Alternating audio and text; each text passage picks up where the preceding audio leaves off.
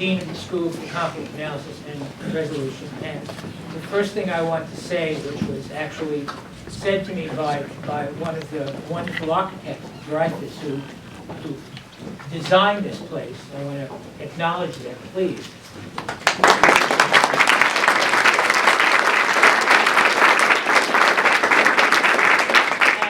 Marion Construction, who, I don't know if we have anyone here from Marion. I think after the punch list they said, all right, ready. But they built it. And what was said to me was, it is wonderful to see this place filled with people, because a building, even a building as beautiful as this, does not, I trained at the Royal Academy. Even a place as beautiful as this does not really feel alive until it's filled with people. So, as you all know, we are here today to celebrate the opening of this unique resource for SCAR, for George Mason, and for the larger community. And I mean the community not just of Northern Virginia, but of Washington and of our field, the community of conflict resolutionists and peace builders around the world. This is built on land that was gifted to us by Edwin and Helen Lynch, who named it Point of View, and it is a perfect name for the kind of work that goes on here. We see our role in a university, in a world-class Research One university, as fulfilling three kinds of duties, three kinds of responsibilities. We'll talk a little bit about each kind today.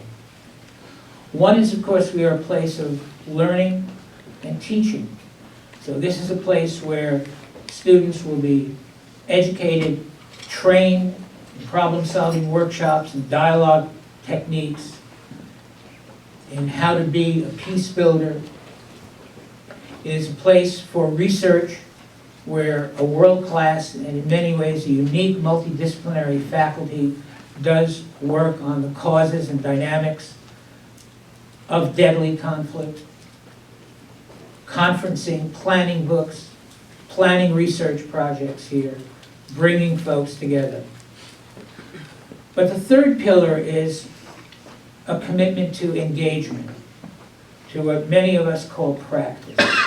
And it is a place where that kind of work, the hard work of difficult conversations, conflict resolution, will happen here as well. It was happening when we used the Lynch's house. It is happening today. The fire marshal gave us permission on January 3rd. On January 4th, a group from the U.S. Institute of Peace working on Southeast Asia was already here. Now, those three pillars support the endeavor, and they're really part of the same package, aren't they? Because research goes back into the classroom, and the classroom goes back into the world. We'll have one of our students talk about that today as well. So research, learning, and teaching and engagement are part of the vision that Edwin and Helen Lynch had, and part of the vision that we have had. And today we are one more step towards fulfilling that vision. The next step, as some of you know, is to find the funds to build 3 residential centers that will allow us to bring people here for an extended period of time, 24/7, and do the hard work. And it is hard work, to do the hard work of engaging parties in conflict, to dialogue and to talk, rather than to reach for the gun. My own vision, it was my mantra, and now it's been adopted by others, but my own vision is that when that is completed, this will truly be a civilian Camp David, which is what I want this to be.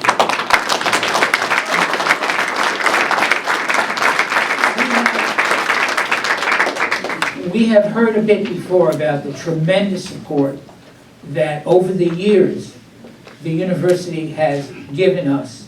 By us, I mean a relatively small, and in some ways, particularly at the beginning, a kind of experimental part of a university, what some in other industries call a skunk works, where things can be tried out. And the support we got there was crucial. The continuing support that we've had, particularly as the Institute transformed into a school, is crucial as well.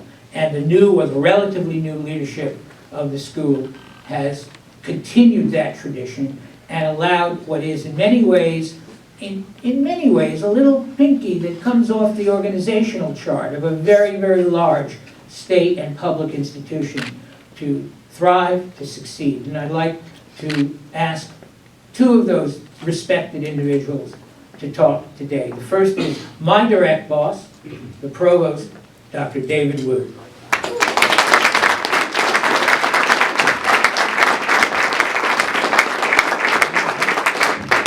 Well, thank you, Kevin, for that very eloquent introduction.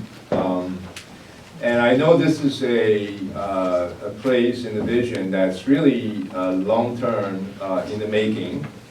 And this vision has been carried by many of our predecessors. And so it's really a pleasure and an honor for me to be here to witness the opening of this new facility. I'm sure many of you too. And so this vision, as reflected by the name of this facility, point of view, it is really quite appropriate.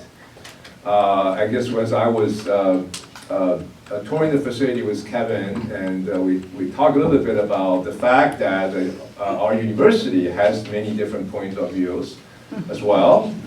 And I, as a provost, one of my job is to interact with the faculty senate on a regular basis. And we were joking that maybe we should bring the faculty senate here sometime to resolve some of the different points of view. And Kevin shared with me one of his professional secret. He said, I only resolve conflict that have a chance of getting resolved. So thank you for that. Now, joke aside, I think the name is really appropriate. I think visionary in many different ways. Over the past many decades, with the emergence of the internet and the media and so on, and I don't know about you, but many of us feel that our society seems to getting more and more polarized with different opinions and views, and really the concept of this facility is about how to bring these different points of view into one place. And you know, the American model of democracy is very unique in the world. I'm an immigrant, I come from a different country, and however, this pluralistic way of democracy is a very unique model in the world, in the sense that different points of view could be brought to discussion, to debate, and at the end, bring to a peaceful resolution, right? And this is the foundation of our democracy in many different ways. And so I think this facility really epitomized that idea. And Sarah Kopp very eloquently mentioned earlier too, that's a low bar, just simply to bring people with different point of view into the same place and to share their view. That's not enough, and you want them to actually sit down and understand each other and emerge and leave this place with a refreshed or renewed point of view. And I think that's really what this facility is about, and I think the vision is really remarkable and frankly very fitting for our time. And so we want to again thank Edwin and Helen Lynch, and who has really carried that vision, and they have determined the name before even donated the facility to the university. And this is also going to be now the only venue of this kind in the Washington area, and has really extraordinary capacity to facilitate and sustain the kind of mission that we just talked about. And in celebrating this grand opening of this retreat and research center, it fits really this emergent needs for a specific way for us to resolve our conflict.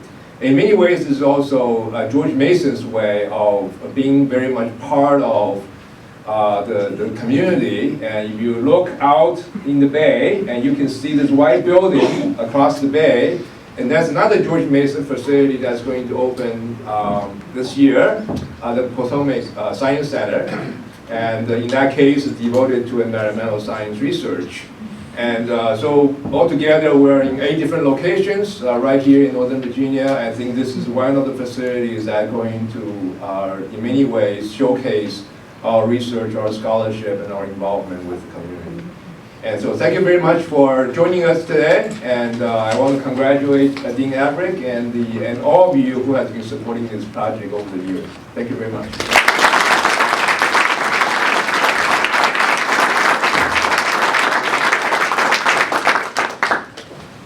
I've been here a long time, and one of the joys of being here is to be part of the education of generations of students. Especially as I get older, I think my main legacy are not books or peer-reviewed articles. Some might disagree with me. But in fact, the students. We have over 1,400 alumni who are out in the world doing amazing things, various things. And so a celebration like this really wouldn't be complete. It would be remiss if we didn't bring one of those students up, one of our current students up. So I want to introduce Ms. Fakhira Haloun, who is a Palestinian citizen of Israel. I am moved to be in the presence of my teachers and colleagues who have become my family in the last 4 years, partnering with me, listening to my commitment, and making me who I am today. I am also grateful to be in your presence, the people that came to support and partner with us, to make together an important contribution to the world. My journey started about 15 years ago, when I facilitated dialogues between Palestinians and Israelis, hoping that I would contribute to a different future between the two people. In the dialogue, I was exposed to the mistrust and the hate between both sides. But in other moments, I was also inspired to see how real connection between Palestinians and Israelis could demolish walls, create partnerships, and bring about a different future. At that time, I felt that my destiny lay beyond only facilitating dialogue. I had a goal to make a real difference by one day being an advisor in the negotiation peace talks between Palestinians and Israelis. I didn't share this vision about myself because I believed it to be beyond my potential and ability. Also, the dark reality of the conflict around me imprisoned my aspiration. Then, God gave me a precious gift. I was accepted for a PhD at ASCAR, the leading school in the field of conflict resolution. I began the PhD journey hiding my skepticism about who I am and fearing that the school would discover that I am not good enough for such an ambitious project. I started to accumulate knowledge and vocabulary to enable me to analyze and describe my reality back home, and this gave my voice power. I started to realize what a great treasure I had found in my school, with a cadre of faculty members with deep experience and powerful commitment to make a contribution to the world through their students. Listening to their stories and visions and partnering with them. With its great students, this school is a treasure. Students who come from many corners of the world, carrying their aspiration and commitment to make their countries better. And as my colleague Adib here, he said, Fakhira, we don't choose to be born in a countries of conflict, but we choose to carry our commitment to make a change in our reality. Big visions and big commitment and solid knowledge comprise the conversation around me at ASCAR, dismantling the skepticism about my ability to make a difference in my reality. It is an operation happening in a different realm. It is the place where new identities and potential emerge. In the last 4 years, I became involved in a project that brings leaders from the Middle East to the US, functioning as the key person in DC, empowering leaders from about 15 countries, partnering with my teachers and colleagues to make a contribution for them. I am also involved today with my colleagues and my supervisor, Dr. Sarah Cobb, in a project about Syria and Iraq, which aims to influence American foreign policy with these countries.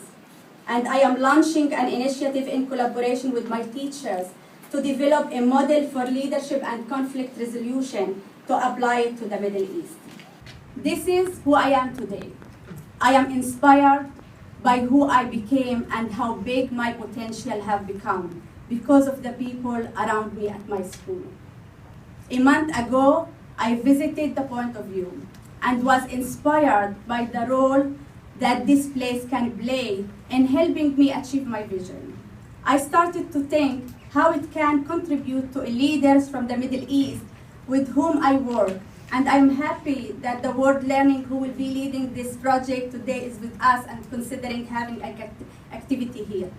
And I also started to imagine meeting between Israelis and Palestinian leaders taking place here, imagining in which rooms each delegation will be sitting, imagining the interaction between them, the mood and the possibility of peace that this encounter will create for all of us back home.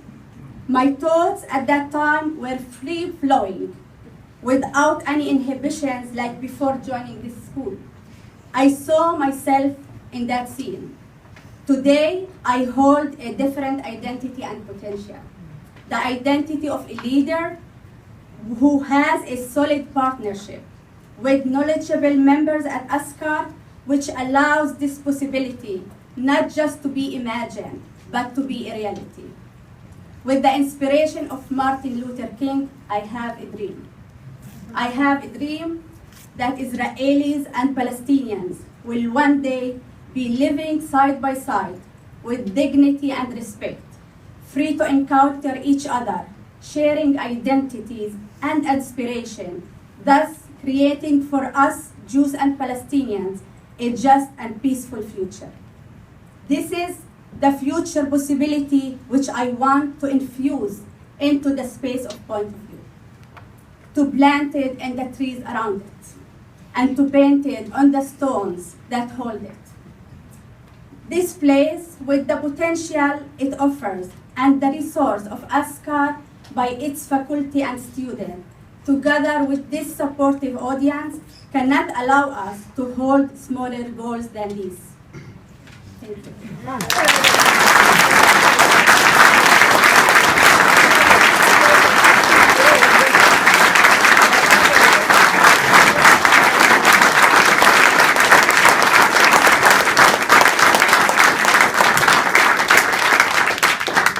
Why faculty at ASCAR really do have the best job in the world. We had reached out to Congressman Don Beyer, who's 8th District of Virginia, encompasses Mason Neck, and we were honored when he said he would come, and we were more than honored when he said he would like to say a few words. Congressman Beyer's own commitments on Capitol Hill are clear for the environment, for the humane use of science. He has as well deep roots in Virginia. And I can't think of anyone who I'd rather have represent what Mason and Neck and what Point of View stands for. So, sir, thank you so much.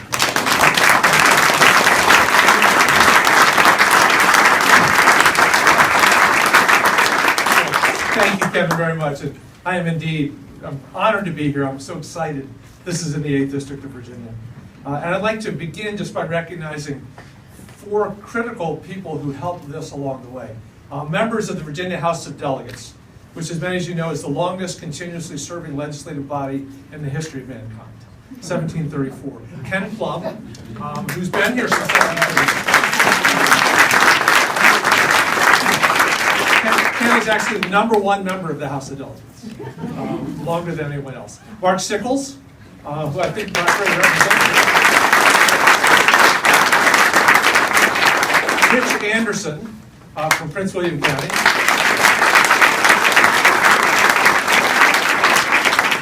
And Jim Scott, who's retired but was responsible for much of the money.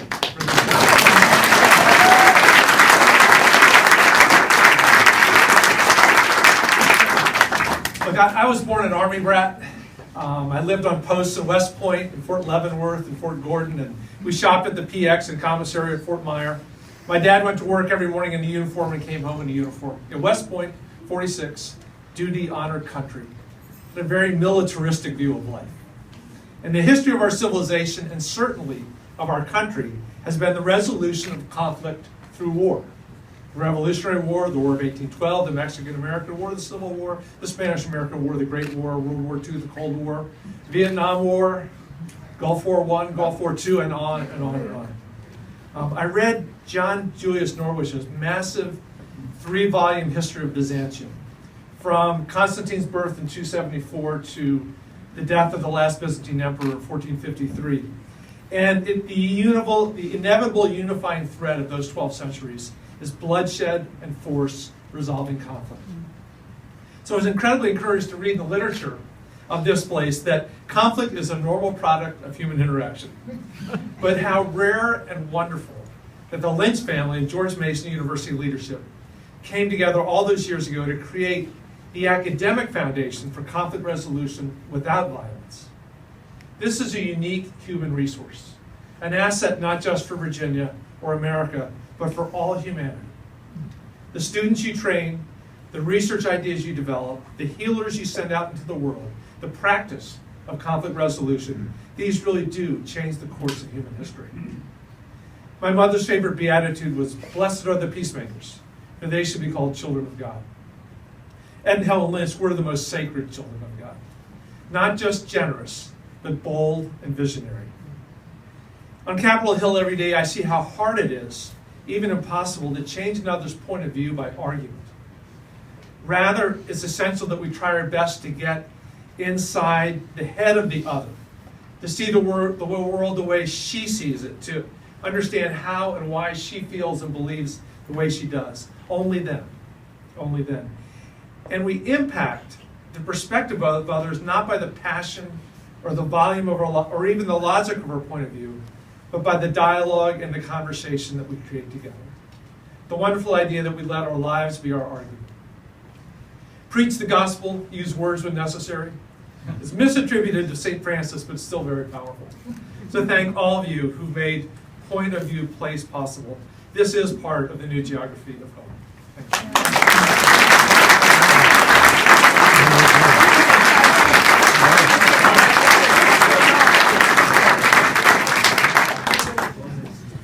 There's always a moment when new leadership takes over, when there's a new regime, when some of the people who live downhill from the castle look up and worry. And as I alluded to, when people who live down the hill are a small and funny unit, we really look up and worry. Well, we had nothing to worry about. When Ángel Cabrera came to Mason as its president, he got us. He got us right away. He understood exactly what we were about. He understood what we stood for the very simple reason, as I've learned, that he stands for the same things. Ángel.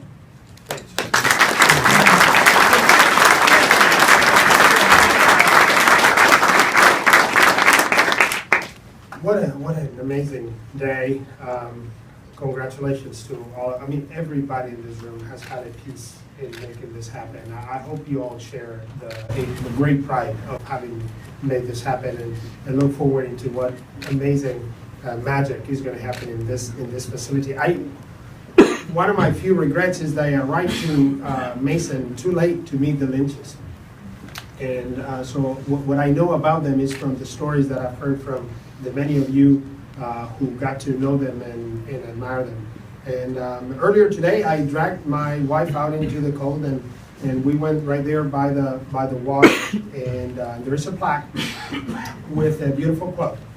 If you're not freezing today, after this, I suggest you walk. It's just 20 yards. And there is a quote of something Ed Lynch said in 1995 when he and Haloun received the Mason Medal, which is the highest honor that can be given by the university.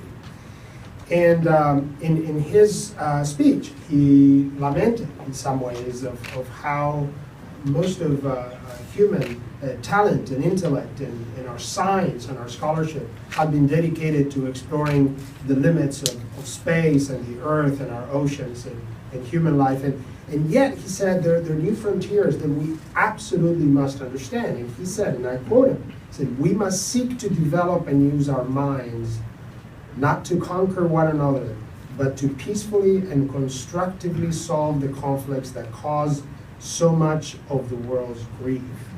And he ended up by giving us this challenge. It is this frontier of the human mind that I challenge each of you today to explore. So Ed and Haloun, wherever they are right now, that's the challenge they're giving us. That we use everything we have to explore why conflict happens, why so much grief happens, and we do what we can to solve it. This is a symbol, but the work is yet to come. Most of you know this, and I know this qualifies as preaching to the choir, but I first need to recognize the amazing work that several generations of scholars have done at the School of Conflict Analysis and Resolution. And Kevin, to you and to your colleagues, you are true pioneers. You studied sociology or political science or anthropology, and one day you had to explain to your advisors and colleagues why you were making the crazy decision to not join a nice department of political science, but you were going to join a school of what? And you did it. And in doing so, these courageous pioneers created a new field. And they trained hundreds and hundreds of amazing students who went on to create similar bodies and departments and programs in other universities. This is literally an effort that has created an amazing impact around the world. And then the ultimate result of that is students like Fakhira that you just heard. So a few minutes ago, I had not had the pleasure to meet Fakhira and say, "Fakhira, so where are you from?" And she said, "Well, make a guess. I speak Arabic, Hebrew, and English." I said, "Well, that would make you an Israeli Arab." She says, "Well, except that we don't like that term." So she used the opportunity to explain to me how words carry meaning that sometimes contribute to perpetuating and that we prefer the term Palestinian of Israeli citizenship. I was like, thank you. Every time I meet one of you, I learn something new. This is, I have been there. I explained to her I've been to Palestine and Israel, and I came back even more confused. So thank you. This is very helpful. And then I asked her, so what's your work on? And she said, well, the central thesis of my dissertation is the fact that I believe that it is precisely Palestinians of Israeli citizenship that can play the central role in solving this incredibly complex conflict, because they act as bridges between those two cultures. And I need to add a little bit to your dissertation. Your thesis is a very good one, but it's not enough. You do need people. Yes. Fakhira, we need people with that kind of background who can build bridges. I definitely believe your hypothesis that people like you are in that unique place, but you need something more. You need the knowledge, you need the understanding, you need that inspiration that you share with us today. You need exactly what you're doing, which is equipping yourself with the academic, the intellectual, the practical skills to go back and use those assets you already have to make a true difference. So I'm incredibly proud of what you guys are doing. You have a whole community behind you. And not only you have your colleagues at the university who don't describe us as being on any kind of castle. We look up to you. You're the ones who are doing the work. You have the university behind you. You have lots of leaders. Congressman Beyer, thank you for recognizing 3 current and 1 recently retired delegate. These guys have been out there defending what happens here, fighting to make sure that we have the right resources. Thank you to each one of you. We have a lot of members of the advisory board who've been spreading the word, who've been making this happen, who've been bringing friends along. The world continues. And what I am here to tell you is we need more friends in this room. No, it's going to get a little tight. It's okay. We'll make room for them. Continue to share the word. Continue to tell people the stories of the amazing work that happens here. We need this place to be widely successful. So for all of that, I just want to say congratulations to each one of you. You own this place, and you own what's going to happen to you in the future. Thank you so very much.